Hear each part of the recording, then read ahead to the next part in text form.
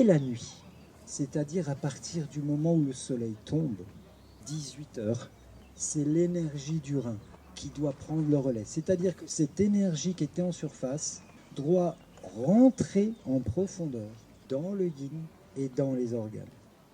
Cette porte d'entrée, c'est le rein.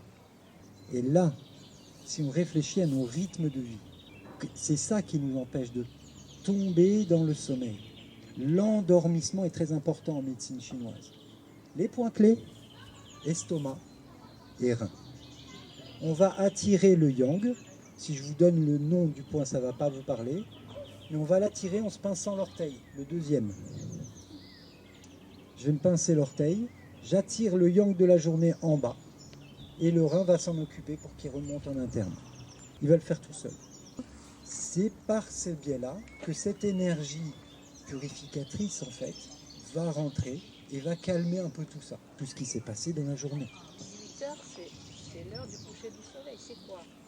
Alors, quand on marque les horaires, là, c'est le cercle circadien. J'y viens. Hein, je vais y répondre, mais j'y viens.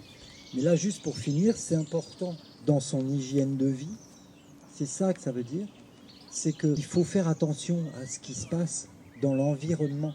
Quand on est dans le travail, quand on est à fond, on est dans le stress, à 18h, vous êtes à un moment où vous êtes... non. Mais c'est là où il faut faire attention et se dire, ok, c'est plus le moment de faire du sport. C'est plus le moment de mettre du yang, faire du sport, du mouvement. C'est à cette heure-là qu'il faut au contraire se dire, bah tiens, je vais me faire mon petite tisane.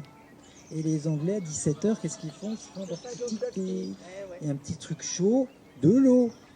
Et je descends et je calme mes organes de toute façon. Donc ça veut dire qu'en observant le rythme naturel des astres, c'est-à-dire le lever de soleil, le coucher de soleil, si je me cale sur ça, je vais bien dormir à terme. Ça veut dire que en été, par exemple, le soleil, il se couche plus tard. Enfin, c'est fluctuant, tout ça. D'accord?